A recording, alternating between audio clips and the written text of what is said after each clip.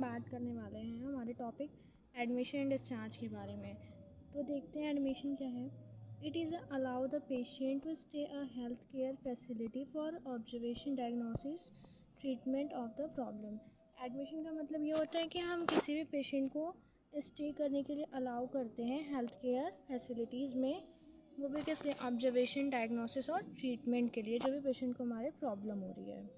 अब देखेंगे type of admission. Admission कितने टाइप के होते हैं।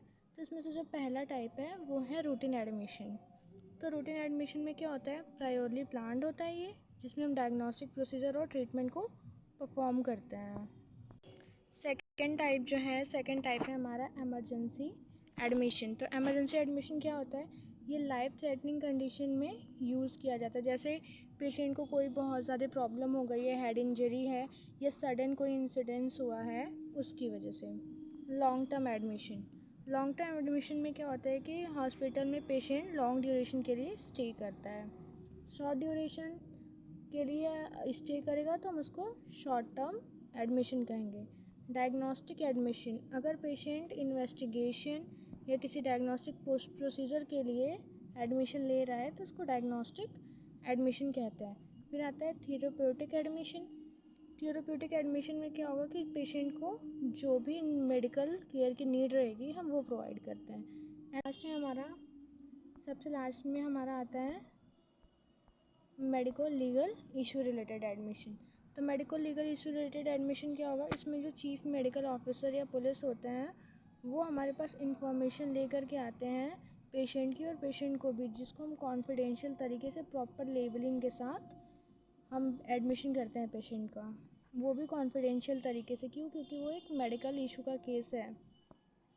तो नेक्स्ट टॉपिक है हमारा डिस्चार्ज। डिस्चार्ज क्या है, it is a release from health care facilities start when the patient is admitted to the facilities. ये क्या होता है कि जब पेशेंट हमारा वेल मेंटेन होता है तो हम पेशेंट को अपने रिलीज़ करते हैं, छोड़ देते हैं हेल्थ केयर फैसिलिटीज़ से, तो उसे हम डिस्चार्ज कहते हैं। Type of discharge. डिस्चार्ज कितने टाइप के होते हैं। तो पहला आता है प्लान डिस्चार्ज। प्लान डिस्चार्ज में क्या होता है कि जो पेशेंट है हमारा उसको रिलीफ मिल गया रहता है, जिस वजह से उसको दर्द रहता है, जो भी पेन रहता है, जो भी प्रॉब्लम कॉम्प्लिकेशंस रहती हैं, उस पर्पज़ से वो एडमिशन लिया रहता है। जब उस पर्पज़ से उसको रिलीफ मिल जाएगा तो हम पेशेंट को क्या कर देंगे, डिस्चार्ज कर देते हैं। नेक्स्ट आता है लामा। लामा मीन्स होता है leave against medical advice. Patient जो है वो हेल्थ केयर फैसिलिटी जो भी उसको प्रोवाइड की जा रही है उसके अगेंस्ट जा कर के बिना किसी फिजिशियन या डॉक्टर के एडवाइस के वो हॉस्पिटल से चला जाता है, तो उसको हम लामा कहते हैं। The recent terminology for LAMA is discharge again medical advice. जो लामा की न्यू आई है टर्मिनोलॉजी वो आई है DAMA. DAMA means discharge again medical advice, ये सेम चीज़ है। Referral and transfer.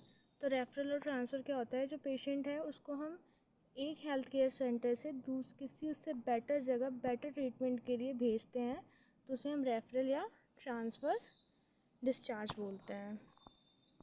जो नेक्स्ट है वो है DORP, means discharge on patient request.